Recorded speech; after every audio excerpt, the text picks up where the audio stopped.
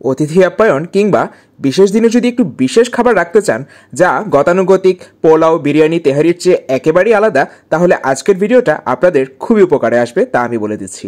প্রিয় দর্শক, আজকে একেবারেই ভিন্ন স্বাদের সহজ একটা রেসিপি নিয়ে এসেছি, তা হচ্ছে তন্দুরি পোলাও। চলুন তাহলে তন্দুরি পোলাও তৈরি করি। প্রথমে তন্দুরি পোলাওর মাংসটা প্রস্তুত করে নিচ্ছি। আমি এখানে নিয়েছি 950 গ্রামের মতন ব্রয়লার মুরগি। মুরগিটাকে দেখুন আমি বেশি বড় টুকরো করিনি, ছোট ছোট টুকরো করে নিয়েছি। বুকের পিসটাকেও আমি 3 ভাগ করে নিয়েছি, আর রান এবং বুকের পিসে এভাবে গভীর করে আঁচড় কেটে দিয়েছি মশলা ঢোকার জন্য। এবার দিয়ে দিচ্ছি এখানে আমি 1/4 কাপ টক দই, আদা বাটা দিচ্ছি 1.5 টেবিল চামচ, রসুন বাটা দিয়ে দিচ্ছি 1 টেবিল চামচ। এবার দিয়ে দিচ্ছি 1 চা চামচ ধনিয়া গুঁড়ো এবং 1 চা চামচ জিরে গুঁড়ো। এখন দিব তন্দুরি মশলা। আপনারা যে কোনো ব্র্যান্ডের তন্দুরি মশলা নিয়ে নিতে পারেন। আমি এখানে 3.5 টেবিল চামচের মতন তন্দুরি মশলা নিয়ে নিলাম। তন্দুরি মশলা দিয়ে সব মশলা মিক্সড করা থাকে, তারপরে আমি কিছু অতিরিক্ত মশলা দিলাম, এর কারণটা পরে দেখাচ্ছি। লবণ দিয়ে দিচ্ছি 1 টেবিল চামচ। অনেক তন্দুরি মশলায় লবণ দেওয়া থাকে, তাই প্যাকেটের গায়ে দেখে নেবেন সেখানে লবণ আছে কিনা, তাহলে লবণটা অ্যাডজাস্ট করে নেবেন। একটু সুন্দর রং আনার জন্য সামান্য পরিমাণ লাল রং দিয়ে দিলাম, এটা একান্তই ব্যক্তিগত পছন্দ। এখন সব কিছু ভালো করে মেখে নিচ্ছি। আপনারা যদি দেশি মুরগি নেন তাহলে কমপক্ষে 2 ঘন্টা মেখে রাখবেন। ব্রয়লার মুরগি বা সোনালী মুরগি হলে 1 ঘন্টাই যথেষ্ট। মুরগিটাকে ভালো করে মেখে 1 ঘন্টা রেখে দিলাম। 1 ঘন্টা পর চলে আসছি তন্দুরি ভাজতে। একটা গ্রিল প্যান নিয়ে নিলাম, আপনারা যে কোনো ধরনের ফ্রাই প্যানে এটা ভাজতে পারেন। সামান্য পরিমাণ তেল দিয়ে দিলাম। তেল ভালো করে গরম হলে মুরগির মাংসের টুকরোগুলো দিয়ে দিচ্ছি। প্রিয় দর্শক, যেহেতু একটু তন্দুরি ভাব আনতে হবে তাই একটু লালচে হওয়া পর্যন্ত ভেজে যাব। দেখুন এক পাশে একটু লালচে আবরণ চলে এলে আমি এগুলোকে উল্টে দিচ্ছি। আপনারা চাইলে মুরগির টুকরোগুলোকে আরেকটু বড় বড়ও রাখতে পারেন। দেখুন এর চেয়ে বেশি কিন্তু ভাজবো না, তাহলে আবার এর ভেতরের আর্দ্রতাটা কমে যাবে। বাটিতে যে মশলাগুলো রয়ে গেল সেগুলো চাইলে আপনারা এভাবে মুরগির গায়ে ব্রাশ করে দিতে পারেন।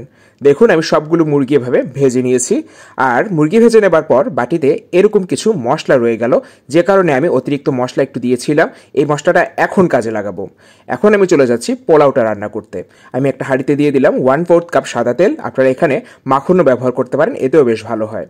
গরম মশলা দিয়ে দিচ্ছি 2টো তেজপাতা, 4টা এলাচ এবং 4 টুকরো দারচিনি। দারচিনিটা আপনারা দেখতে পাচ্ছেন আমি কত টুকরো করে নিয়েছি। এবার এর মধ্যে আমি দিয়ে দিচ্ছি আধা কাপ পরিমাণ পেঁয়াজ কুচি। পেঁয়াজটা 10-20 সেকেন্ডের মতন একটু ভেজে যাব। প্রিয় দর্শক, পেঁয়াজটা ভাজতে ভাজতে এর মধ্যে অন্যান্য মশলা দিয়ে দিচ্ছি। আমি দিয়ে দিচ্ছি এখানে 1.5 টেবিল চামচ আদা বাটা, আর সেই যে তন্দুরি মশলাটা রয়ে গেল অবশিষ্ট তার সবটুকুই দিয়ে দিলাম। এটা এখানে দেওয়ার ফলে পোলাওর মধ্যেও খুব সুন্দর একটা তন্দুরির ফ্লেভার চলে আসবে। মশলাটা একটু কষিয়ে নিলাম, দেখুন কিছুটা ভাজা ভাজা হয়ে এসছে। এই পর্যায়ে আমি দিয়ে দিচ্ছি এখানে পোলাওর চাল। আপনারা বাসমতি চাল দিয়েও করতে পারেন। আমি এখানে নিয়েছি 1 কেজি পরিমাণ পোলাওর চাল, সবটাই দিয়ে দিলাম। লবণ দিয়ে দিচ্ছি 1.5 টেবিল চামচের মতন। এখন পোলাওর চালটা এই মশলার সাথে একটু ভেজে নিব। খুব লালচে করে ভাজার প্রয়োজন নেই, মশলাটা চালের সাথে একটু মিশে আসা পর্যন্ত ভেজে নিলেই হবে। 2 থেকে 3 মিনিট ভাজলেই যথেষ্ট। প্রিয় দর্শক, আমাদের চালটা ভাজা হয়ে এসছে। এ পর্যায়ে দিয়ে দিচ্ছি আমি গরম পানি।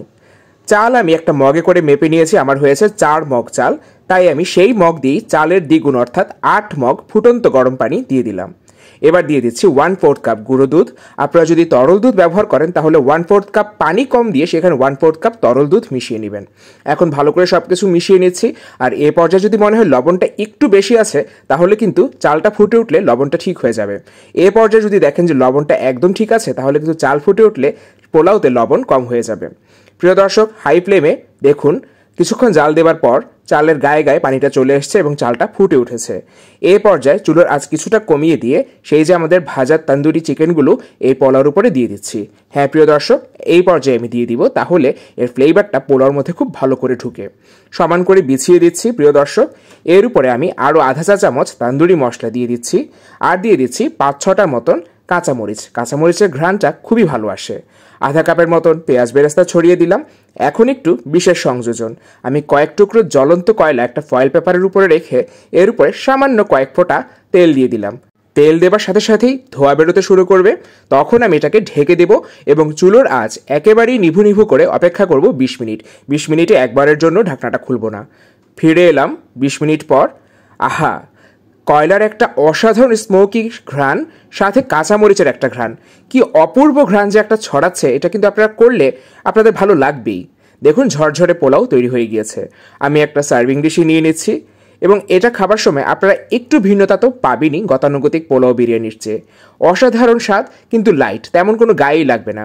প্রিয় দর্শক, ভিন্ন ধরনের এই তন্দুরি পোলাওটা শেয়ার করে নিজেদের কাছে রেখে দিন, তাহলে যখন রান্নাটা করতে চাইবেন নিজেদের ফেসবুকে ঢুকলেই কিন্তু রেসিপিটা পেয়ে যাবেন। আর এরকম নতুন নতুন রান্না পেতে চাইলে রান্নাওয়ালা পেজ এবং চ্যানেলটার পাশে থাকতে ভুলবেন না। ভালো থাকুন সবাই, ধন্যবাদ।